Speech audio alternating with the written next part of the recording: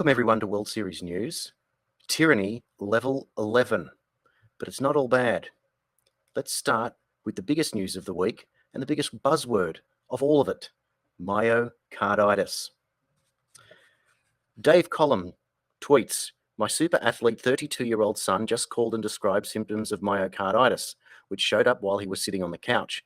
He checked about 4 to 5 boxes in the symptom checklist. Not that happy about this at several levels, to say the least." Replying to Dave Collum, "I'm active military and my chest hurts like a mother.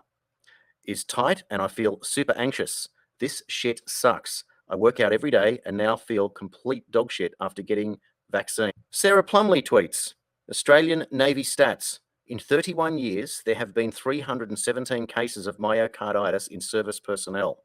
This year, up to 28 September 2021, there have been 1,113 cases of myocarditis. It doesn't take Sherlock Holmes to crack this case. Are there any journalists out there? Any at all?" Craig Kelly, member for Hughes and now the leader of the United Australia Party, has issued a press release at 16th November 2021.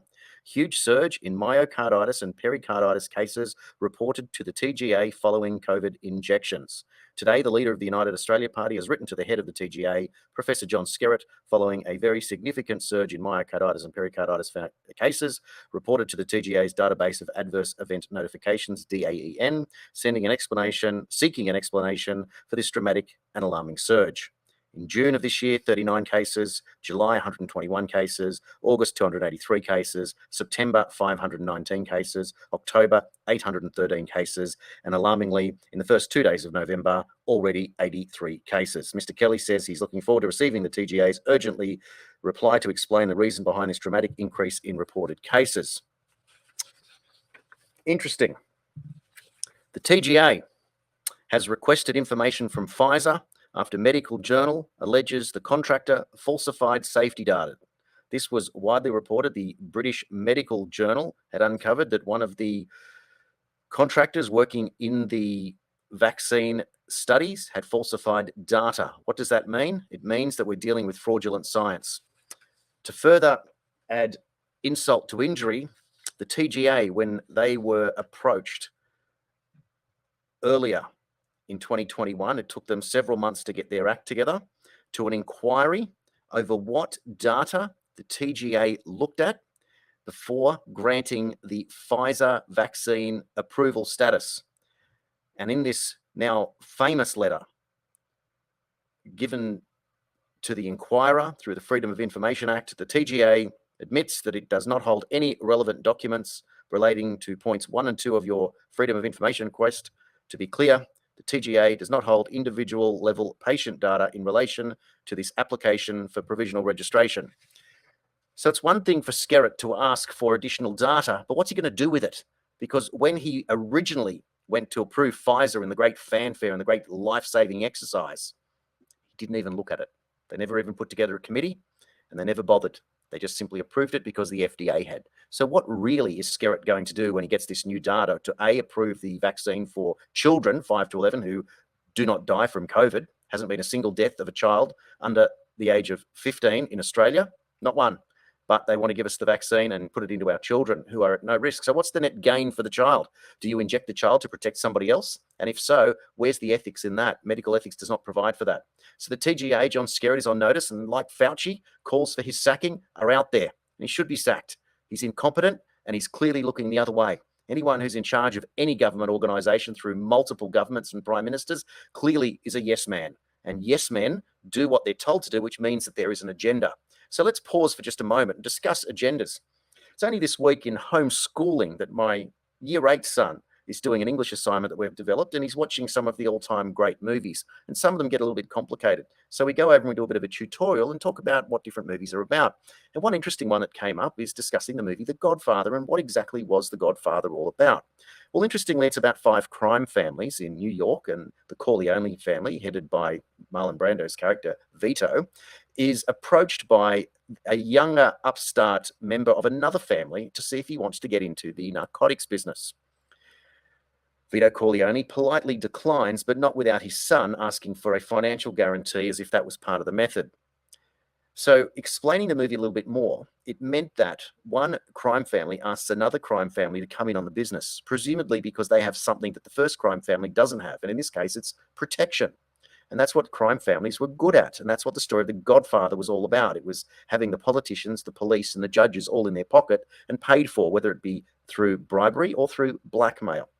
So, explaining the movie and the plot, it stands to reason that if gangsters exist in the movies, and they clearly exist in real life, and they do that by offering protection against being caught, and that would mean police, judges, and politicians are in their pocket, bought and paid for. So it stands to reason then, if these politicians, judges, and police officers are bought and paid for, we're not saying it's real life or it's all of them, but clearly it is a subculture. And what appears in the movies often appears in real life and vice versa. So wouldn't it stand to reason if there were real gangsters doing this, that there would be real people in power that would also be using the gangsters because they're already involved and they would be doing their dirty work? Define political hit. And then you would look at what happened with Seth Rich. And very interestingly, when they dig down deeper in there, it comes up in the media that one former head of the FBI may well have been involved, as it was suggested in the Podesta file emails. Very, very, very interesting information.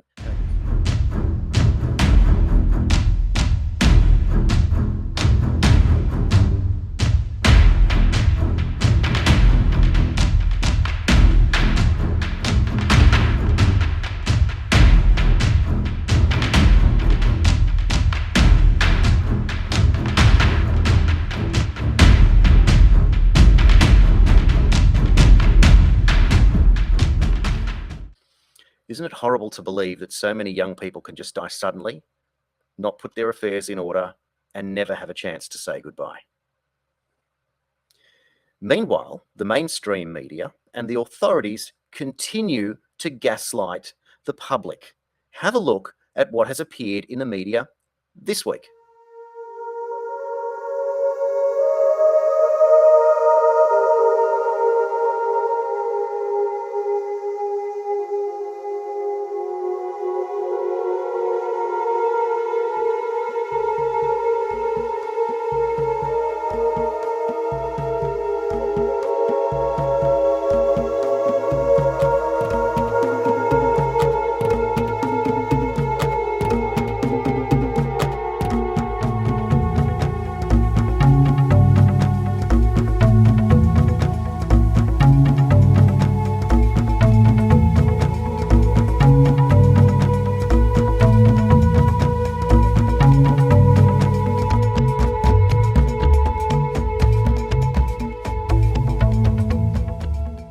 Now, a very interesting set of affairs here in Australia on our political scene. Firstly, in Victoria, it appears that Daniel Andrews' dictator bill may well not see the light of day, thankfully, to one politician who managed to get himself back into the upper house and will block that legislation today, which is very exciting news, to block the dictator in his chance attack on the people yet again to extend his powers against pandemics indefinitely.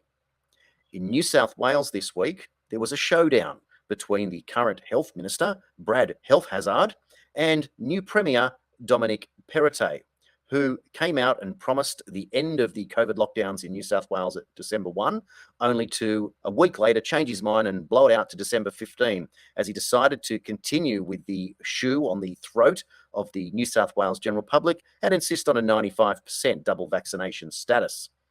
In the party room, it was argued by Health Hazard that what he wanted to do was extend the pandemic powers from March of 2022 all the way to the election of March 2023. His argument was simple. It would be, one, convenient, as you can read on the screen right now, and two, Hazard points out that those countries with very high rates of vaccination are also experiencing very high case rates and death rates. So this points out that the data that this show, World Series News, has been putting out for months now, that the government and particularly Hazard are very well aware of. So what we're going to do now is explain the data that Hazard is using and is aware of in real life terms now to explain what he is trying to attempt to use to justify extending the pandemic. So in other words, he made the problem. He now wants to propose the reaction and, of course, the solution. And this proves the agenda. Hazard, convenience is not acceptable just to get parliamentarians to not have to do the work that the taxpayer pays them to do. So let's have a look at these rates now from 3 countries. We're going to look at Ireland, we're going to look at Singapore, and we're going to look at Australia. Interestingly, in Ireland, a cold climate nation with a population around about the same as Singapore, over 5 million people, Ireland has a per capita GDP of $83,000. Didn't know it was that high. It exceeds Singapore's of 60,000 and eclipses Australia of 53,000. Deaths per million in the highly vaccinated state of Ireland, at 91% double jabbed, is 1,119 deaths per million. In Singapore, their deaths per million are 109, which is an astronomical increase over just the last 10 weeks, where their deaths have gone up over 1,000%. And in Australia, our deaths per million in this country are 74 per million. As you can see on the graphs that are supplied, Australia has got an upward trajectory and a huge caseload now that we've hit 84% double jabbed in this country. And as you can see in Singapore, where double vaccinated numbers have now hit 86%, the caseload and the case numbers and the death rates are on an exponential trajectory upwards. So 3 heavily vaccinated countries have all experiencing exponential rises in cases and deaths, and their GDP per capita is substantial. So these are wealthy countries, which means that they have access to services that poorer countries might not get.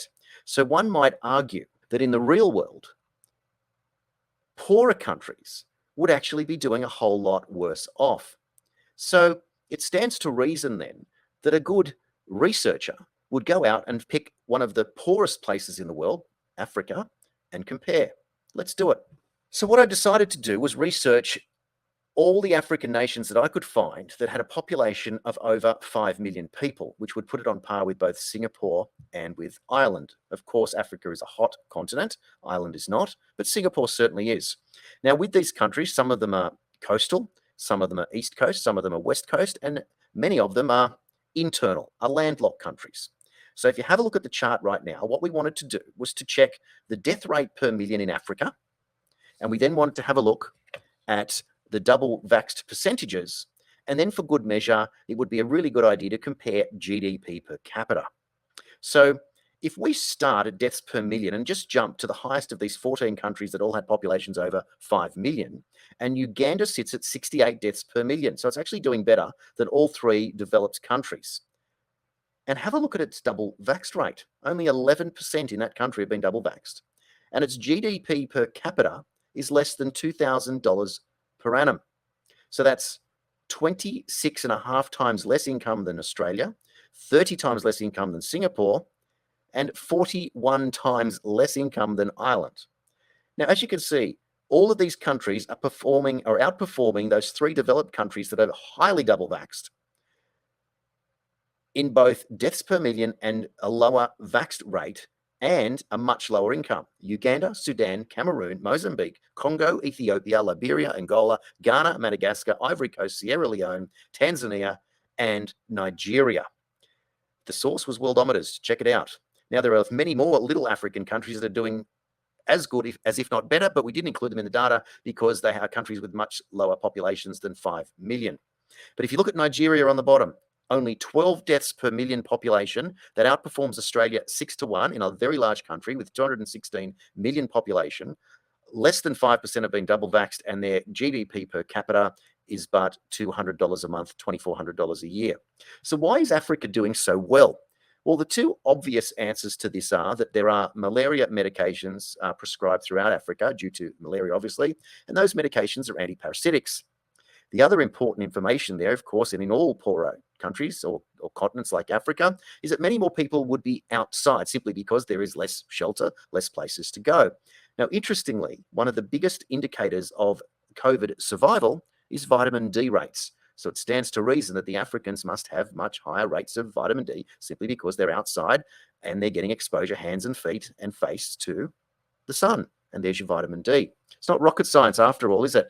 But Fauci will, of course, tell you that it is. Now, another interesting statistic to put up, because YouTube and other social media sites like to quote the World Health Organization. So what we're going to do now is quickly put up a chart onto the screen to simply explain adverse reactions. Now, these adverse reactions compare vaccines and medicines.